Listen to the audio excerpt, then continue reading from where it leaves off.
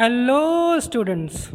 I am Purushottam Vishwakarma and I welcome you to this SST class. I am your SST teacher, and today we are going to finish the second chapter in history, class 10th, Nationalism in India. So, what is the topic we are going to study today? The sense of collective belonging. What will we study today? The sense of collective belonging. Stay with me and we'll finish it today. Then, after, you'll no longer need anything else after watching this video. So, let's continue the sense of collective belonging. In last chapter, that is nationalism in Europe, rise of nationalism in Europe, we have already discussed about nationalism. What is the definition of nationalism? Nationalism simply means collective belonging, collective identity, collective devotion to the nation. The collective identity towards the nation, the feeling of devotion to the nation is known as nationalism. So, how this idea emerged? What were the different notions of different people? We'll discuss about it. So, let's begin. Nationalism spreads when people begin to believe that they are all part of the same nation, when they discover some unity that binds them together. This can also be a definition of nationalism. What is nationalism? Nationalism spreads when people begin to believe that they are all part of the same nation, when they discover some unity that binds them together. So, when they feel a collective identity, there emerges the idea of nationalism. This sense of collective belonging came partly through the experience of united struggles. It required united struggles. This did not happen in one day easily. It required united struggles. But there were also a variety of cultural processes through which nationalism captured people's imagination. केवल सत्याग्रह से ही nationalism की भावना नहीं आई, छोटे मोटे struggle से ही nationalism की भावना, collective identity की भावना लोगों के अंदर नहीं आई. There were many other components working. वो कंपोनेंट्स क्या थे? फोक टेल्स, फोक लोर, प्रिंट, पोएम्स, इन सब ने एक रोल प्ले किया नेशनलिज्म की भावना को जागृत करने में. History and fiction, what were the things, what were the components? History and fiction, folk lore and songs, popular prints and symbols all played a part in the making of nationalism. All these things, history, fiction, folklore, songs, popular prints, symbols, all played a part in making of the nationalism. It was in the 20th century, with the growth of nationalism, that the identity of India came to be visually associated with the image of Bharat Mata. While teaching you the first lesson, I told you the allegories of different countries. Once again, I would like to remind you, for France, Marion; for Germany, Germania, the two basic allegories we studied in first chapter. For Britain, Britannia; for Italy, Italia; and for India, Bharat Mata. So here people thought we are a part of this Bharat Mata. The image was first created by Bankim Chandra Chattopadhyay. This can be a question. The image of Bharat Mata was first created by whom? By Bankim Chandra Chattopadhyay. In the 1870s, he wrote Vande Mataram. He wrote the famous song Vande Mataram who Bankim Chandra Chattopadhyay as a hymn to the motherland, एक motherland के प्रति अपना गीत लिखा. Later it was included in his novel Anandamath. Further it was included in his novel Anandamath. Anandamath में जो उनका novel था उसमें इसको इंक्लूड किया गया. And widely sung during the Swadeshi movement in Bengal. It was widely sung during the Swadeshi movement in Bengal. Moved by the Swadeshi movement, Abanindranath Tagore painted his famous image of Bharat Mata. If you see in the picture, you can find the picture of Bharat Mata in your textbook. This is figure number 12 of Bharat Mata, Abanindranath Tagore in the year 1905. Here you can see that the mother figure here is shown as dispensing learning. In the hand you can see there is some paper. She is dispensing learning, food, clothing. The mala in one hand emphasizes her ascetic quality. Sadhvi का एक रूप दर्शाता उनके एक हाथ में माला. Here you can see this suggests the ascetic figure. Abanindranath Tagore, like Raja Ravi Verma before him, tried to develop a style of painting that could be seen as truly Indian. So you can see here the true image of Indian woman, and this is of Bharat Mata. In the next picture you can see Pandit Jawaharlal Nehru carrying a book where there is the image of Bharat Mata. It is also written there Bharat Mata on the cover page of the book with the map of India. In this painting, Bharat Mata is portrayed as an ascetic figure. She is calm, composed, divine and spiritual. In subsequent years, the image of Bharat Mata acquired many different forms as it circulated in popular prints. जैसे जैसे print media और develop करता है, अलग अलग form में भारत माता को दिखाया जाता है. And was printed by different artists. These images were painted by different artists.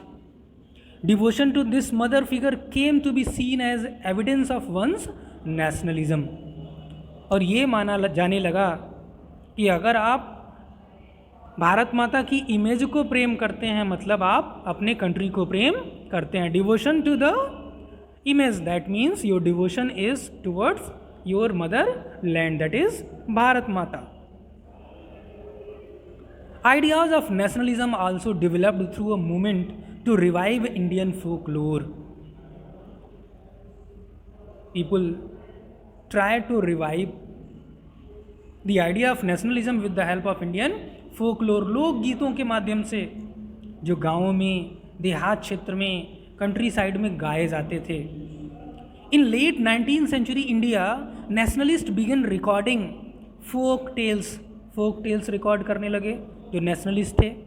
संग बाई बार्ड्स. अब बार्ड्स कौन है?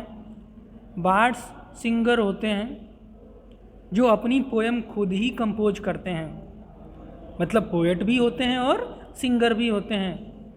If you know William Shakespeare, you must know he is also known as bard of Avon. Avon में पैदा हुए थे वो, इसी नाते उनको बार्ड ऑफ एवन भी कहा जाता है.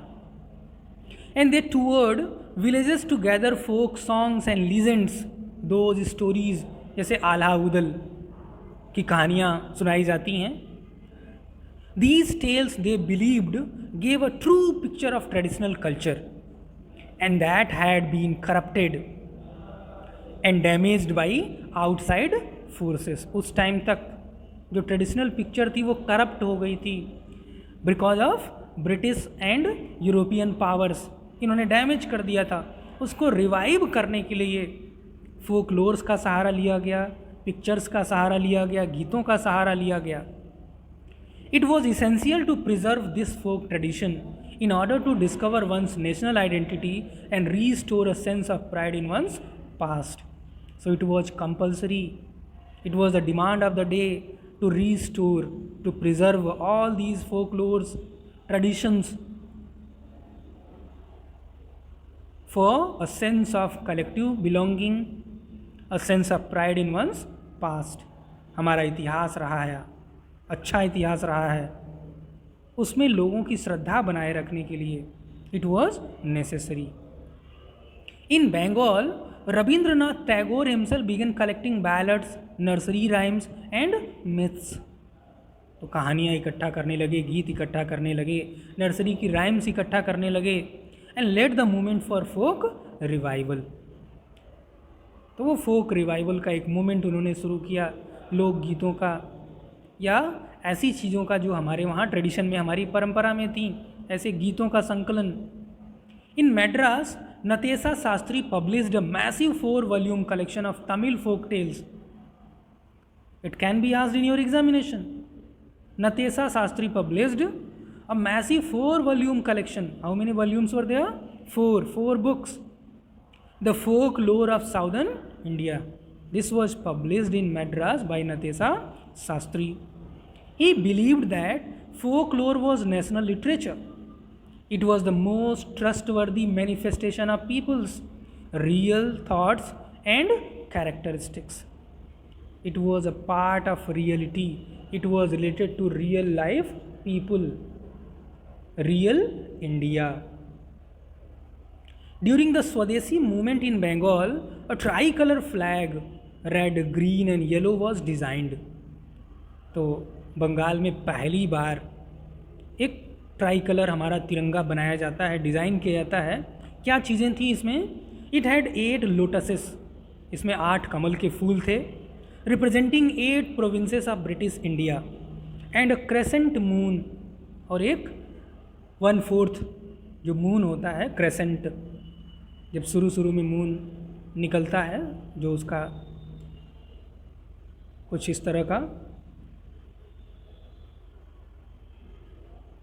तरह का जो मून है, रिप्रेजेंटिंग हिंदूज एंड मुस्लिम्स. तो मून क्या रिप्रेजेंट करता है? हिंदूज एंड मुस्लिम्स को. Now will see on your screen, you can see the different flags which were designed in different years. For the year 1906, this was Vande Mataram was printed, green, yellow and red along with sun and moon. This is crescent moon. Furthermore, and 8 lotuses as well. Next, in 1907, there was a difference. What was the difference? You can see here, notice here. 1917, this was. 1921, like this. In 1931, Mahatma Gandhi designed this. And in the year 1947, the tricolor as we have now. By 1921, Gandhiji had designed the Swaraj flag. It was again a tricolor, red, green and white. I have shown you above. And had a spinning wheel in the center, representing the Gandhian ideal of self-help. Gandhi ji विश्वास करते थे अपना काम स्वयं करो, अपनी मदद स्वयं करो. कोरोना काल में आत्मनिर्भर भारत चल रहा, सेल्फ रिलायंस.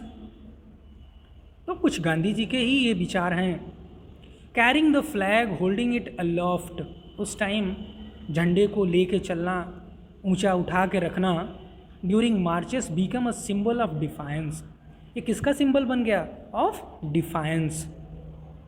मना करने का, वादा खिलाफी करने का, गवर्नमेंट को विरोध जताने का. By the end of 19th century, many Indians began feeling that to instill a sense of pride in the nation, Indian history had to be thought about differently. अब 19th century के and तक जाते जाते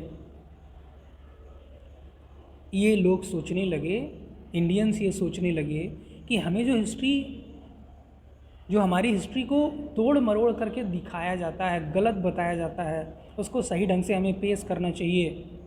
for what? To instil a sense of pride, तभी ये लोगों के मन में अपने भारत के प्रति गौरवान्वित महसूस करेगा। That will instil a sense of pride in the nation. The British saw Indians as backward and primitive. अंग्रेज क्या कहते थे इंडियंस को? Backward, primitive, incapable of governing themselves. क्या कहते थे? कि आप अपना शासन खुद नहीं चला सकते, इसलिए हम आपका शासन चला रहे हैं, क्योंकि आप बैकवर्ड हैं, पुरानी परंपराओं को मानने वाले हैं, आदिकाल वाले हैं। In response Indians began looking into the past to discover India's great achievements. तो इंडियंस क्या करने लगते हैं? वो अपने पास्ट में देखते हैं, पास्ट के अचीवमेंट्स को देखते हैं।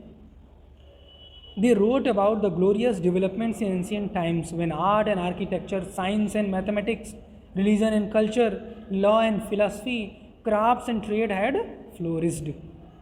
पुराने ज़माने में जब हमारे यहाँ राजा महाराजा हुआ करते थे तो ये सारी चीज़ें काफ़ी फ्लोरिश करती थीं, बहुत अच्छी थी व्यवस्थाएं हमारे वहाँ। These efforts to unify people were not without problems.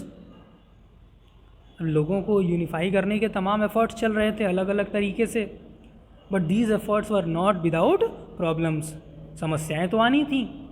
When the past being glorified was Hindu, और पास्ट जो ग्लोरीफाई किया जाता था उसमें केवल हिंदुओं के बारे में बताया जाता था, हिंदू राजाओं के बारे में। When the images celebrated were drawn from Hindu iconography, अब जो भारत माता की इमेज बनी वो किसकी? हिंदू आइकोनोग्राफी से। Then people of other communities felt left out, और तब अदर कम्युनिटीज़ के लोग अपने आप को लेफ्ट आउट पाते हैं, अलग थलग पाते हैं, और वो सपोर्ट नहीं करते, वो अपना हाथ वापस खींच लेते हैं। Now the conclusion of this chapter, this is the last thing in this chapter. A growing anger against the colonial government was thus bringing together various groups and classes of Indians into a common struggle for freedom in the first half of the 20th century. In 1920s, Mahatma Gandhi started different movements. The Congress under the leadership of Mahatma Gandhi tried to channel people's grievances into organized movements for independence. Through such movements, the nationalists tried to forge a national unity. अब ये nationalist लोग जो थे, राष्ट्रभक्त लोग जो थे, देश प्रेमी जो थे, उन्होंने लोगों को यूनाइट करने के लिए, नेशनल यूनिटी बनाने के लिए तमाम प्रयास किए। But diverse groups and classes participated in these movements with varied aspirations and expectations. I have already told you, जितने भी लोगों ने पार्टिसिपेट किया उनके अलग अलग नोशंस थे। अब वो चाहे रिच क्लास पीजेंट्स रहे हों, पुअर क्लास पीजेंट्स रहे हों, चाहे वो फैक्ट्री ओनर रहे हों, चाहे फैक्ट्री वर्कर रहे हों, चाहे बिजनेस क्लास पीपल रहे हों, या फिर ट्राइबल लोग रहे हों, या चाहे वो आसाम के प्लांटेशन वर्कर्स रहे हों, अदरवाइज़ अवध के किसान रहे हों, सबके नोशंस अलग थे स्वराज के लिए। As their grievances were wide ranging, अब उनकी समस्याएं जो थीं वो अलग अलग थीं, वाइड रेंजिंग, बहुत ज़्यादा थीं। Freedom from colonial rule also meant different things to different people, उनके लिए फ्रीडम के मायने अलग अलग थे। जैसे ट्राइबल लोगों के लिए क्या मायने थे कि उनको अलाउ कर दिया जाए जंगलों में जाने के लिए, अपने कैटल्स को चराने के लिए, लकड़ियाँ इकट्ठा करने के लिए, that was freedom for them. The Congress continuously attempted to resolve differences and ensure that the demands of one group did not alienate other. Congress क्या करती थी? कोशिश करती थी, भरसक प्रयास करती थी कि इनकी समस्याओं का निराकरण कर लिया जाए। I told you in last lecture about Dalit movement. दलितों को कांग्रेस बहुत ज़्यादा सम्मान नहीं देती थी अपनी पार्टी में, वुमेन को भी नहीं देती थी। क्यों? क्योंकि उनको लगता था अगर हम दलितों को सपोर्ट करेंगे, उनकी डिमांड्स मानेंगे, तो सनातनी हाई कास्ट ब्राह्मण्स हमसे क्या होंगे? नाराज़ हो जाएंगे। तो ये चीज़ें एक दूसरे को एलियनेट बना देती थी। इसी तरह से रिच पीजेंट्स का सपोर्ट चाहिए था तो वो पुअर पीजेंट्स की बात नहीं मानते थे, क्योंकि उनके डिमांड्स दूसरे के जस्ट अपोजिट होते थे। In other words, what was emerging was a nation with many voices wanting freedom from colonial rule.